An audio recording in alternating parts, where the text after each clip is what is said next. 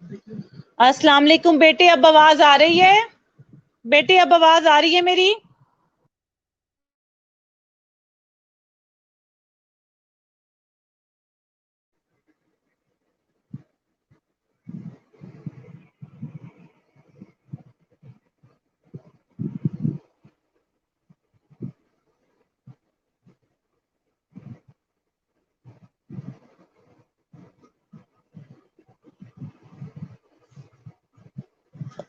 जी बेटे, अब आवाज आ रही है आपको?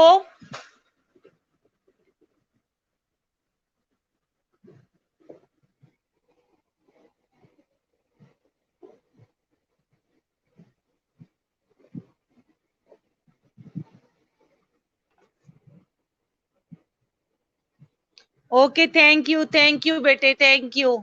थैंक्स गॉड कि तुम्हें आवाज आ रही है, वरना तुम्हें मौका मिल जाना था डंडी मारने का कि हम तो ऑनलाइन थे, मैडम नहीं थी, आवाज नहीं आ रही थी, इसलिए हम ऑफलाइन हो गए।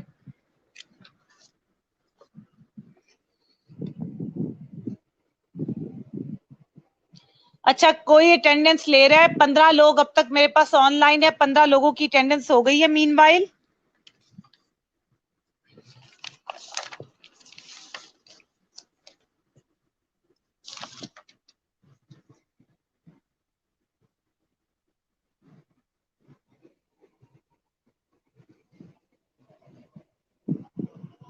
ओके ग्रेट, मैं ग्रुप में एक स्नैपशॉट शेयर करने लगी हूँ, वहां से मैं आज रीड करवाऊंगी।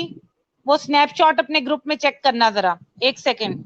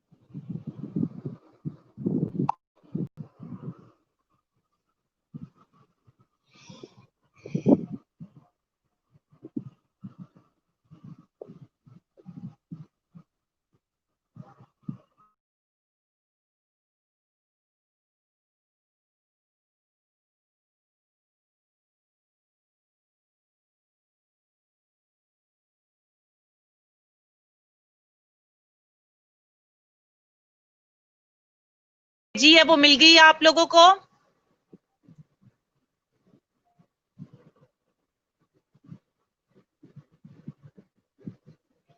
बेटे स्नैपशॉट, सॉरी, स्नैपशॉट मिल गई है बेटे?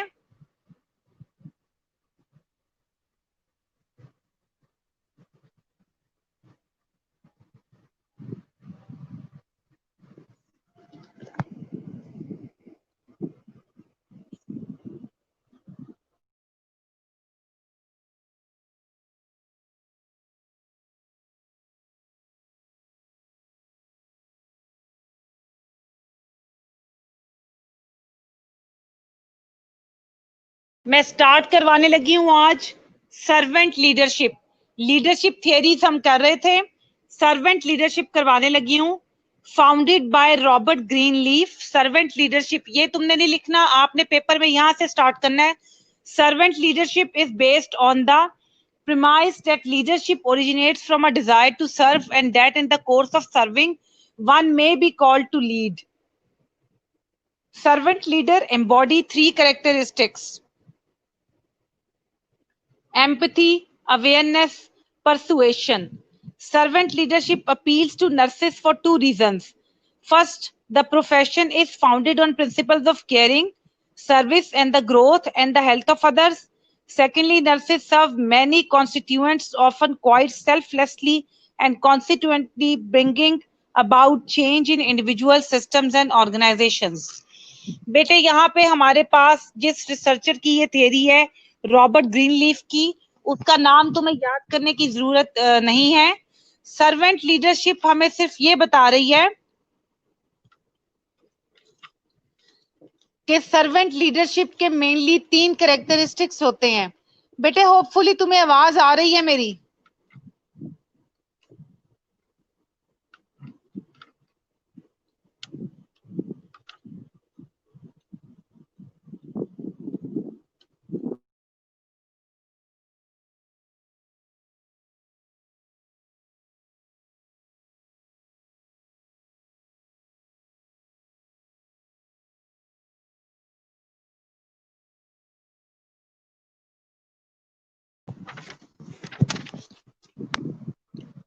सर्वेंट लीडरशिप में बेटे हमारे पास एम्पैथी, अवेयरनेस और परसुएशन, ये 3 चीजों से मिलकर सर्वेंट लीडरशिप बनती है.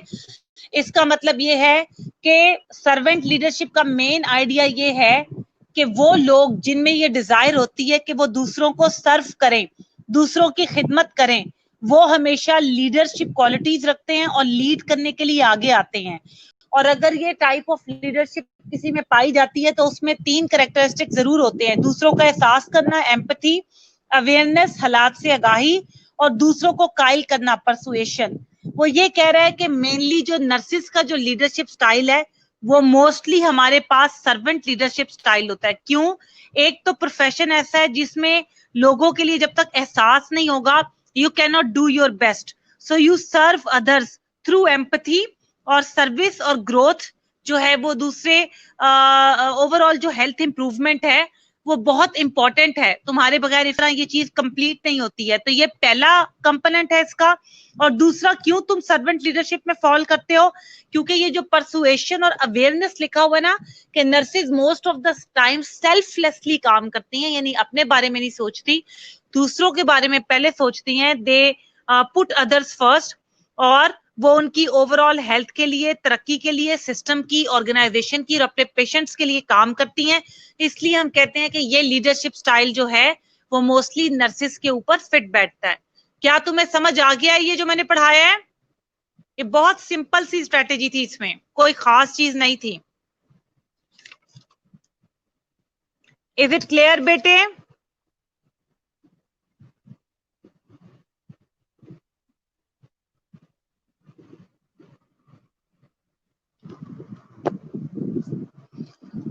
Okay great. अब ये खाली 2 लफ्ज हैं, 1 मिनट में इधर ही हूं, इसको एक दफा तुम खुद भी रीड कर लो ताकि मैं अगली पे आ जाऊं. You have only 1 minute, please बेटे फौरन से रीड कर लो.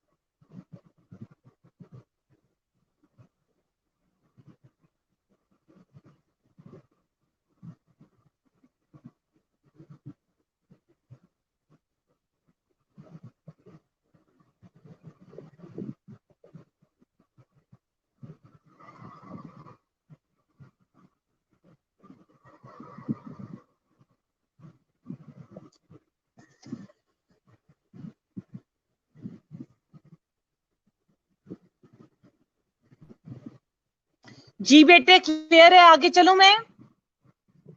Is it clear?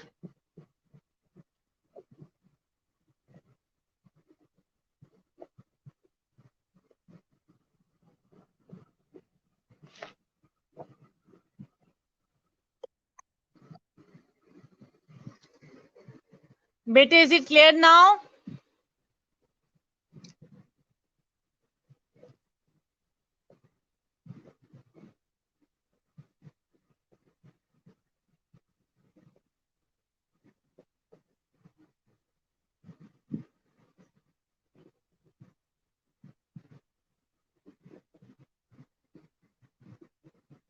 बेटे फ्राइडे को हॉलीडे है, फ्राइडे को कोई क्लास नहीं होगी, बस आज ही है तुम लोगों की क्लास, और कल भी होगी ऑब्वियसली, परसों से कोई लेक्चर्स नहीं है। एक दफा अपने हॉस्पिटल की मैनेजमेंट से भी कंफर्म कर लेना। सुंबल को आवाज नहीं आ रही, Sumbul is saying no voice. बेटे क्या बाकी सबको भी नहीं आ रही? I am like speaking at the top of my voice.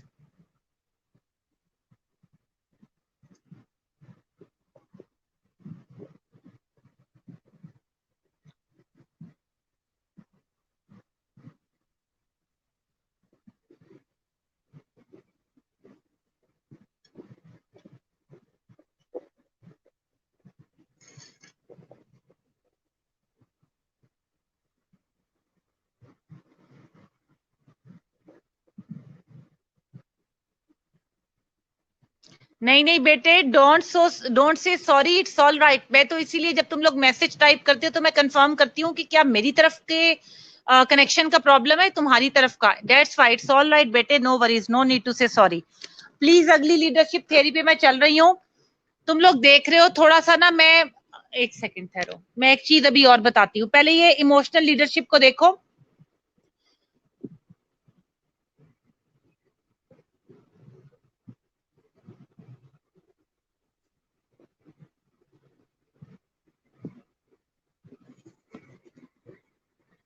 अच्छा बेटे, social intelligence, including emotional intelligence, has gained acceptance in business world and more directly in healthcare.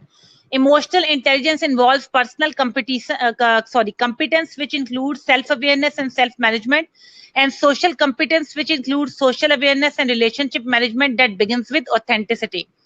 Goldman asserts that attachment to others is an innate trait of human beings. Thus, emotions are catching. Consider a person having a pleasant day than an otherwise innocuous event. अच्छा, ये तुम्हें समझाने के लिए ठीक है सारा कुछ। मैं एक सेकंड बताती हूँ तुम्हें। बेटे मैंने ना एक नोट्स शेयर किए हुए हैं वकास गिल के, उसके अंदर इमोशनल लीडरशिप लिखी हुई है। ये इमोशनल लीडरशिप आप लोगों ने यहाँ से याद नहीं करनी है, वहां से याद करनी है।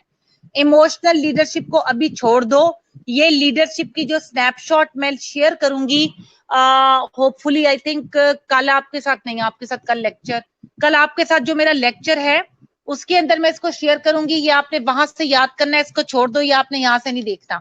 लीडरशिप की सिर्फ एक थ्योरी रह गई है, इमोशनल लीडरशिप, वो मैं नेक्स्ट लेक्चर में कवर करूंगी और जहां से बताऊंगी वहां से करना है। यहाँ पर तुम्हारी ये लीडरशिप की थियरीज खत्म होती हैं। क्या ये मैंने जितनी लीडरशिप की थियरीज करवाई हैं इन सब में तुम्हें कोई प्रॉब्लम है? अगर है तो अभी पूछो, नहीं तो मैं अगला टॉपिक स्टार्ट कर दूं स्ट्रेट अवे।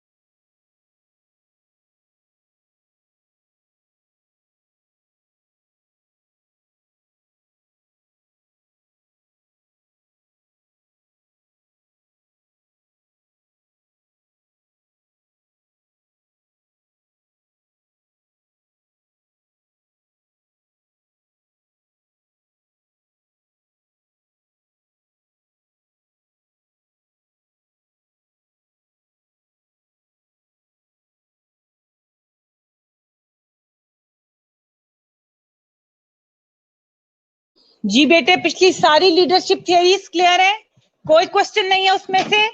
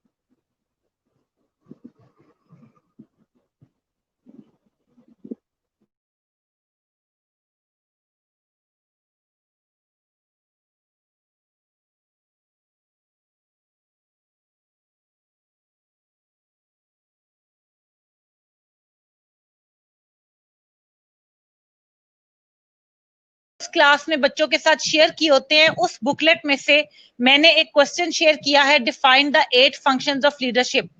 ये 8 करके तो नहीं, पर तुम्हारे पेपर में ये क्वेश्चन बहुत आता है और इस तरह होता है, define the functions of leadership.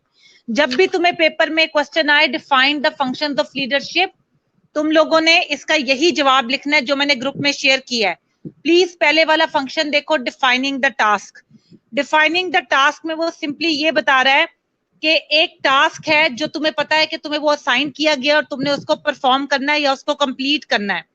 तो जो भी ऑर्गेनाइजेशन के लोग होते हैं वो टीम्स की सूरत में अपने इस टास्क को अचीव करने के लिए एक जो है वो लाहे अमल तरतीब देते हैं। वो कह रहा है कि ये इसका ऑब्जेक्टिव क्या होता है टास्क का। बहुत जरूरी है कि उस टास्क को परफॉर्म करने के लिए हमारे पास जो ऑब्जेक्टिव है वो क्लियर हो, कॉन्क्रीट, टेंजेबल हो। कॉन्क्रीट का मतलब यह है कि क्लियर होने के साथ साथ टेंजेबल, अचीवेबल हो, ठीक है। टाइम लिमिटेड हो, हमें पता हो हमने इतने टाइम में अचीव करना है, रियलिस्टिक हो कि उसे अचीव किया जा सके, चैलेंजिंग हो और केपेबल ऑफ इवेल्युएशन हो, ठीक है। ये सारे उसके एस्पेक्ट्स हैं परफॉर्म करने के लिए, किसी भी टास्क को अचीव करने के लिए, जो कि लीडरशिप स्किल्स के फंक्शंस है। नंबर सेकंड है planning. Planning requires a search for alternatives and that is best done with others in an open minded, encouraging and creative way. Planning में क्या है, अब पहला स्टेप था हमारे पास लीडरशिप के 8 फंक्शंस का टास्क, दूसरा है प्लानिंग। बहुत जरूरी है कि उस टास्क को जब अचीव करने के लिए ऑब्जेक्टिव क्लियर कर लिया है, अब उस ऑब्जेक्टिव को अचीव करने के लिए प्लानिंग। जब भी प्लानिंग करते हैं हमारे क्वेश्चन कब, कैसे, कहाँ, किस तरह, कैसे होगा, कौन करेगा और क्या इसके लिए तरीका अपनाया जाएगा और कहाँ होगा, यानी वेयर, हाउ, व्हेन, हु और व्हाट एंड व्हाई, ये क्वेश्चंस के आंसर्स हमें प्लानिंग में मिलते हैं। जब हम थर्ड एस्पेक्ट की तरफ जाते हैं तो वो ब्रीफिंग है। ब्रीफिंग क्या है कि लीडरशिप फेस टू फेस अपनी टीम को इंस्ट्रक्ट करती है कि हमारे पास प्लान भी बन गया है, ऑब्जेक्टिव्स भी मौजूद हैं, अब मैं तुम्हें ब्रीफिंग दे रहा हूं कि उसको हमने अमल में कैसे लेकर आना है। ब्रीफिंग में हम एक एटमॉस्फेयर जिसमें के क्वेश्चन, तुम जैसे मैं तुम्हें इस वक्त समझा रही हूँ किसी टॉपिक को, तो ब्रीफ ही कर रही हूँ इस टॉपिक के बारे में। जो तुम्हारे जहन में क्वेश्चन आ रहे हैं वो तुम मुझसे पूछ रहे हो, मुझसे क्लियर कर रहे हैं, हम एक दूसरे को जान रहे हैं, एक दूसरे को मोटिवेट कर रहे हैं कि हमने अपने टारगेट को कैसे अचीव करना है। उसके बाद हमारे पास कंट्रोल आ जाता है। कंट्रोलिंग भी बहुत जरूरी है कि excellent leaders get maximum result with minimum of resources. जरूरी नहीं है कि कंबाल लगा हो चीजों का तो हमें रिसोर्सेज ज्यादा से ज्यादा मिले हो तो हम कहें कि भाई हम उनको अचीव कर सकते हैं। एक अच्छा लीडर वो होता है जो अपनी टीम के साथ कम से कम जराए में भी बेस्ट से बेस्ट वर्क शो करे। और बहुत जरूरी है, कंट्रोल का मतलब दूसरों पे कंट्रोल नहीं, हमेशा वो बंदा जिंदगी में ज्यादा कामयाब होता है जिसका सेल्फ कंट्रोल ज्यादा अच्छा होता है। बाजुकात आपको अपने सबॉर्डिनेट्स पे गुस्सा आ रहा होता है, you want to get angry with them, but angry होना दूसरों के साथ is not the solution most of the time. तो खुद पर कंट्रोल रखना, उनको टॉलरेट करना और पेशेंस से समझाना एक लीडर की मेन क्वालिटी होती है। तो दूसरों को कंट्रोल करने के लिए बहुत जरूरी है कि खुद पे कंट्रोल हो। अच्छा, गुड कंट्रोल सिस्टम्स हो, ठीक है, simple and effective to monitor financial and task system. आप सिर्फ लोगों को कंट्रोल नहीं करना, किसी टास्क को परफॉर्म करने के लिए जो रिसोर्सेज अवेलेबल है और जो फाइनेंशियल रिसोर्सेज हैं और जो दूसरे हमारे पास फिजिकल रिसोर्सेज हैं, उन दोनों को भी कंट्रोल में रखना बहुत जरूरी है। अच्छा, to have control of what is that others should and should not be doing in order to meet objectives. अब दूसरे लोग क्या काम कर रहे हैं, क्या करना चाहते हैं, उसका कंट्रोल रखना ये भी बहुत जरूरी है। फिर उसके बाद जो भी लोग काम कर रहे हैं, जो भी हम काम परफॉर्म कर रहे हैं, लोगों का काम, अपना टास्क, उसको इवेल्युएट करना, ये अगला एस्पेक्ट है। इवेल्युएशन में हमारे पास कॉन्सिक्वेंसेस को असेस करना आता है, टीम की परफॉर्मेंस, जिन लोगों को अप्रेजल की यानी कि उसकी जरूरत है शाबाशी की, वो दिया, दूसरों को जज करना कि इनका काम किस तरह जा रहा है, ये सब इवेल्युएशन में आता है। मोटिवेटिंग, मोटिवेटिंग बहुत जरूरी है, उसके लिए बहुत जरूरी है कि आप खुद मोटिवेटेड रहो। अगर आप खुद मोटिवेटेड नहीं रहोगे तो आपके फॉलोअर्स तो वैसे ही बैठ जाएंगे। आप खुद मोटिवेट रहो, फिर उन लोगों को सेलेक्ट करो जो हाईली मोटिवेटेड हैं, फिर उसके बाद ऐसे चैलेंजेस और टारगेट सेट करो जो रियलिस्टिक है और अचीवेबल है। और हमेशा याद रखो कि फेयर रिवॉर्ड्स दो, यानी कि जो अच्छा परफॉर्म करे उसको उस हिसाब से अप्रिशिएट भी किया जाए। फिर हम ऑर्गेनाइजिंग पे आ जाते हैं। ऑर्गेनाइजिंग में आ जाए कि आप खुद को ऑर्गेनाइज करो, ठीक है, अपने टाइम को डेलीगेट करो अपनी पावर्स जो दूसरों को दी जा सकती है, और उसके बजाय जहां पर तुम्हारा ज्यादा टाइम लगना चाहिए तुम उसको खुद के लिए सर्व करो। इसके अलावा हमारे पास टीम को मेंटेन करना ताकि वो गुड और इफेक्टिव वे में प्रोड्यूस कर सकें, और ऑर्गेनाइजेशन के स्ट्रक्चर को भी इस तरह चलाना कि टीम उसके लिए प्रॉपरली जो है वो ऑपरेटेबल हो, ये सारा ऑर्गेनाइजिंग में आता है। फाइनली है second last one, setting an example. Leadership is example to be successful, a good leader must walk the talk. वही जो कह रहे हो वो करो भी। Employees take a fraction of the time to know a leader as she or he takes to get to know them. Leader given simple examples to follower. ठीक है, an example is set in verbal and non. यहाँ पे simply वो ये कह रहा है कि थोड़ा सा टाइम होता है जिसमें एम्प्लॉयज और लीडर्स एक दूसरे को जानते हैं। बहुत जरूरी है कि leader live by example lead करे और उसके फॉलोअर्स उसको वैसे ही फॉलो करें जिस तरह के जब वो कह रहा है, जब वो वही चीज करेगा तो ऑब्वियसली फॉलोअर्स मोटिवेट होंगे कि हमारा लीडर जो है वो वॉक द टॉक कर रहा है, यानी जो कह रहा है वो परफॉर्म भी कर रहा है, and then you will want to follow that leader. Otherwise जो है वो टोटल का तो लीडरशिप क्वालिटीज यानी कि किसी भी टास्क को परफॉर्म करने के लिए अगर ये 8 फंक्शंस या स्किल्स मौजूद ना हो तो one can not achieve a task.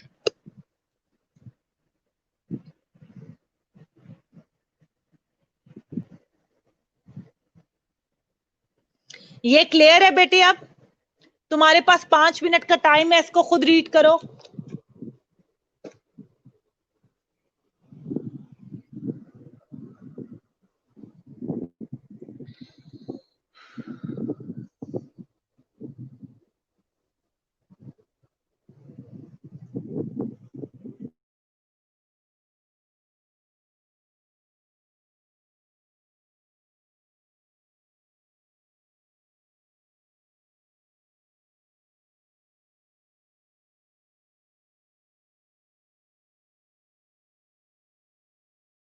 Is it clear?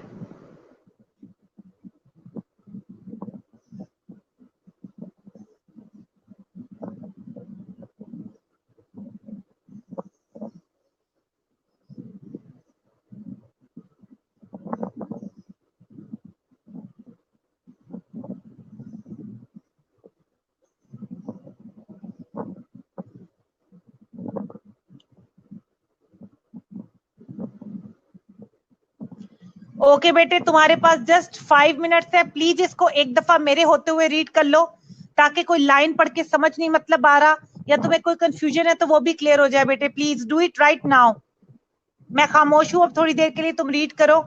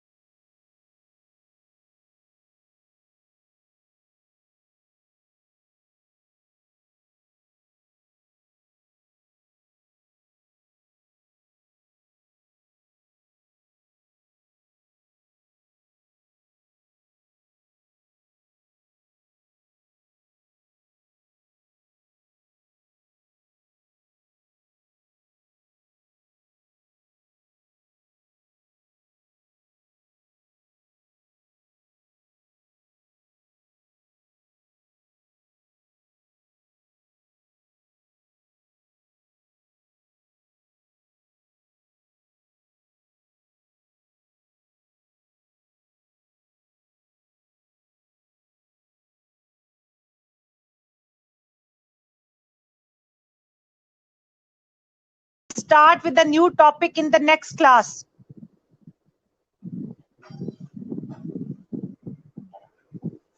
Okay, bete? See you in the next class then.